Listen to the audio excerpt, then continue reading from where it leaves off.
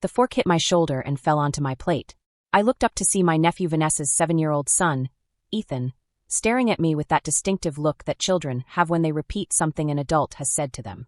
He announced to everyone present at the Thanksgiving table, "My mother says that you are just helpers. And she says that is why you don't have beautiful things like we do." Silence reigned in the dining room for exactly 2 seconds. Then my brother-in-law Ryan laughed. My mother joined us. My Uncle William actually banged on the table. Vanessa raised her wine glass, smiling slyly. "Ethan, my dear, it's not nice to say that out loud. But you said." "I know what you said. Just eat your turkey." I looked around the table. 14 people. All members of my extended family. Each one of them was either laughing or trying not to smile. I got up, folded my napkin, and placed it next to my plate. "Where are you going?" the mother asked, still laughing. "We haven't had the pie yet." I did not answer. I took my coat from the entryway closet and left Vanessa's house. The house I helped her buy 4 years ago when her credit rating was 580 and no bank was willing to deal with her. The November air was cold on my face as I drove home. My phone rang at exactly 10:34 p.m. "Vanessa, seriously? You left because of a joke?" "Ethan is 7 years old. He doesn't know anything more than that." I stared at the letter. Ethan couldn't have known better because Vanessa had taught him to see me as less than a member of the family, just an employee, as someone who existed to serve them. Another message arrived. "That's typical of you. You always make everything revolve around you. It was Thanksgiving and you ruined it by leaving in a huff." Then a third. "Know your place. We are a family, but that doesn't mean we are equal. Some of us have worked hard to get where we are now." I read the last message 3 times. "Know your place." I opened my filing cabinet and pulled out a file titled Vanessa's Property. Inside were documents dating back 4 years. The private mortgage agreement, the bond, and the credit document listing me as the beneficiary. When Vanessa and Ryan desperately needed to buy a house before the birth of their second child, they turned to me. Their creditworthiness was damaged by the failure of the Ryan business venture. Their applications were rejected by 6 different lending institutions. I offered them a solution. "I will buy the entire house for $385,000. They were paying me monthly mortgage payments of $2,400, which was less than what they were paying as rent. After 5 years of making timely payments, they can refinance the loan in their own names and buy the house from me at the original purchase price." They signed everything my lawyer drafted. They were extremely grateful. Vanessa cried out, "You're saving our lives." I'll never forget this. For years later, she had completely forgotten about it. She had convinced herself that she owned that house, that she deserved it, and that I was just her struggling little sister who had somehow scraped together enough money to help with the down payment. The mortgage agreement included a standard acceleration clause. If the borrower is more than 30 days late in payment, I can demand the full remaining balance immediately. Vanessa and Ryan's cycle is 47 days late. I was sending reminders. Vanessa ignored each and every one of them. I wrote a reply to her text message. "I know my limits. Review your mortgage documents." Her response was immediate. "What are you talking about?" I didn't reply. Instead, I opened my laptop and wrote an email to my lawyer. "David, please prepare a notice of default and expedite the mortgage payment for the property located at 847 Maple Ridge Street. The borrower is 47 days behind on their mortgage payments. Under the terms of our agreement, I am exercising my right to demand full repayment of the loan amount of $298,000 within 10 days. Please submit all necessary documents and proceed with the property reservation process if payment is not received. Better, Claire." I pressed the send button at 11:43 p.m. My lawyer responded at 6:15 a.m. the following day. He always woke up early. "The documents are ready. We will send the notice via express mail this morning and deliver it to the county by noon." "Are you sure?" I answered in 2 words. "Absolutely sure." At exactly 6:47 a.m., my phone started ringing. "Vanessa." I let the call go to voicemail. I called again at 6:52. Again at 7:03. Again at 7:15. At 7:30, a text message arrived from Ryan. "Claire, what the hell is going on? The bank just called to tell us our mortgage is overdue and the full amount is due in 10 days. This has to be a mistake." I answered, "This is not a mistake. I am your mortgage holder. You are 47 days late on payment. I demand repayment of the loan." A minute later, another message appeared. "What are you? Read the documents you signed 4 years ago. You don't have a mortgage from the bank. You have a private mortgage with me. I own your house." 3 minutes have passed. Then, "This is madness.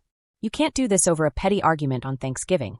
I replied, "This isn't about Thanksgiving, it's about 47 days of back payments and years of being treated like a domestic worker by people who live in a house I own." Vanessa called again. This time I answered, "Claire, please. This is madness. We can't possibly scrape together $298,000 in 10 days. You should have thought about that before you taught your son to throw cutlery at me. He's 7 years old. Kids do stupid things. Children repeat what their parents teach them. He called me for help because that's what she calls me. I never did that. It stopped. We both knew she was lying. Vanessa, I sent payment reminders for 47 days. You ignored every single one of them. You had time to host a Thanksgiving dinner for 14 people, but you didn't have time to pay your mortgage installments. We were experiencing financial difficulties. Ryan's business. Ryan just bought a boat. I saw the pictures on Facebook. Silence. I said, the notice of default will arrive this morning. You have 10 days to pay the full amount due. Otherwise, I will begin foreclosure proceedings on the property. Are you really going to leave your niece and nephew homeless? Will you involve your children in this matter after you learned that one of them assaulted me during dinner? I hung up. By 9 o'clock, my phone had 17 missed calls from different members of my family. Or Uncle William. Even my cousin Samantha, whom I haven't spoken to in 2 years. At 10:30, my mother came to my apartment. I watched her through the keyhole for a full minute before opening the door. We need to talk. She pushed me aside into the living room. Hello, Mom. Don't call me hello, Mom. Vanessa is hysterical. She says you're going to foreclose on her house because of a misunderstanding on Thanksgiving. It wasn't just a misunderstanding. I explained everything. The fork. Insult. Laughter. Text messages. Know your place. The mother waved her hand dismissively.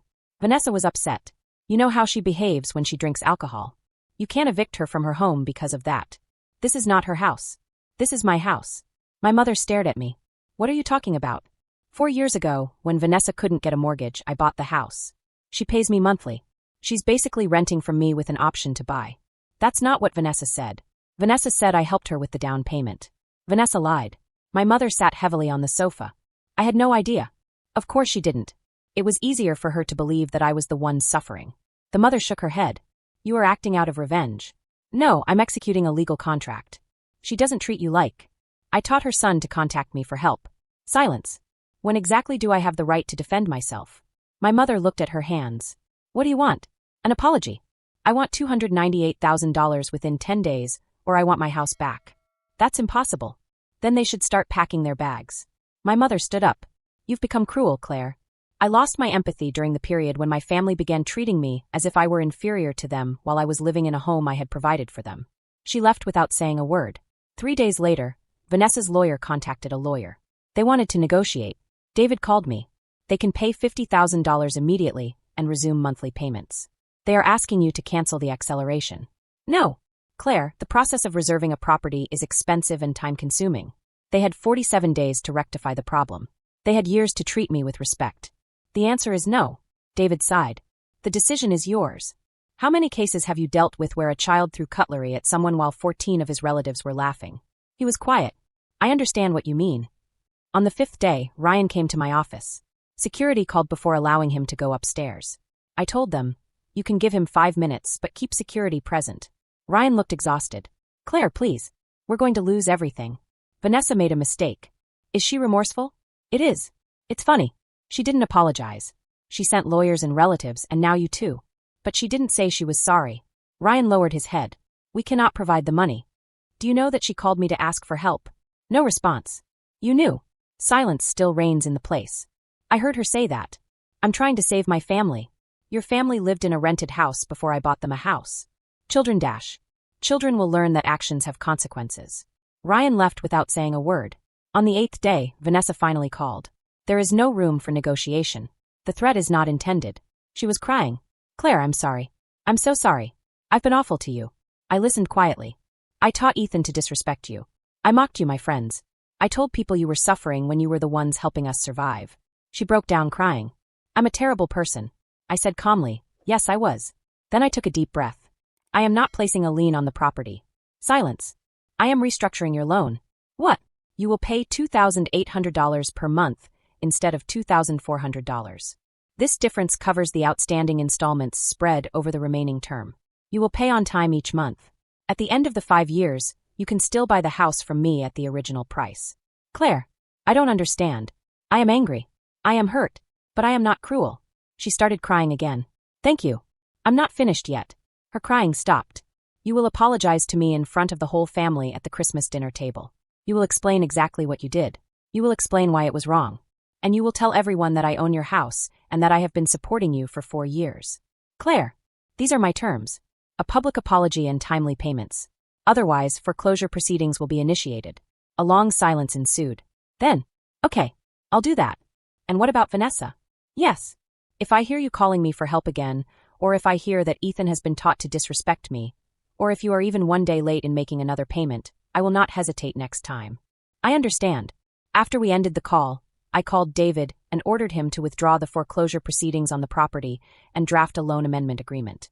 Then I sat alone in my apartment and thought about Thanksgiving dinner. A thorn hits my shoulder. 14 people were laughing. A text message asking me to tell you where I am. Some lessons cost $298,000 in fear and anxiety. Some lessons require watching your sister cry as she realizes who really holds power. Some lessons are learned at Christmas dinner in front of the whole family, when it turns out that the person they called the helper is the homeowner. The person they mocked. The person at whom they threw the fork. The person who could have taken everything but chose mercy instead. Not because she was weak. Not because she forgot. But that was because she knew exactly where she stood. Her position was above the need for revenge.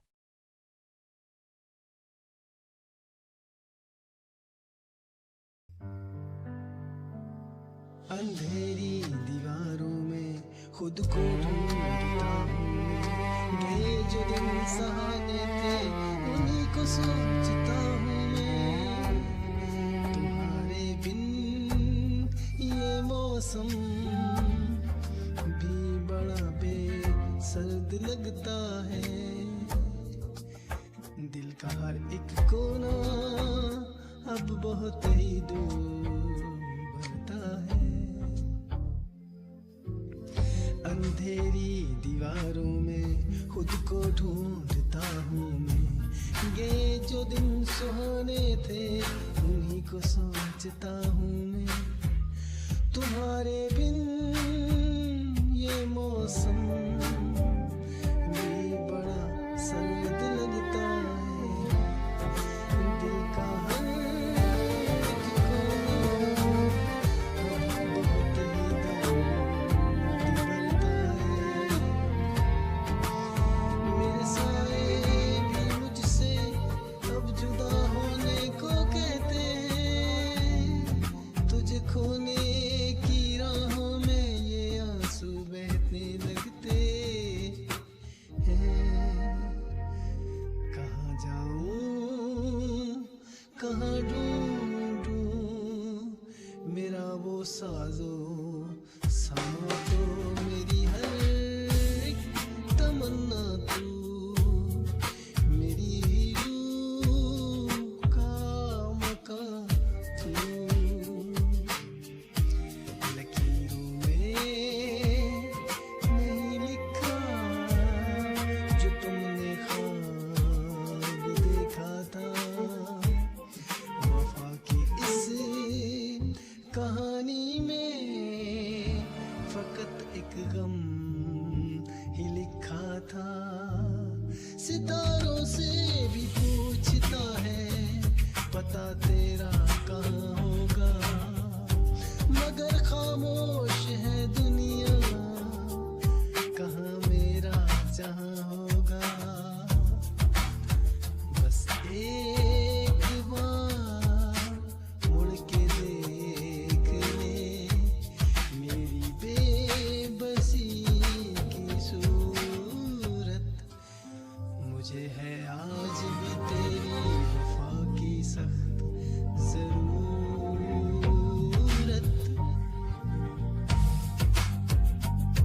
साए मेरे तन्हा सफर बस रह गया दर्द का असर। साए मेरे तन्हा सफर बस रह गया दर्द का असर, दर्द का असर।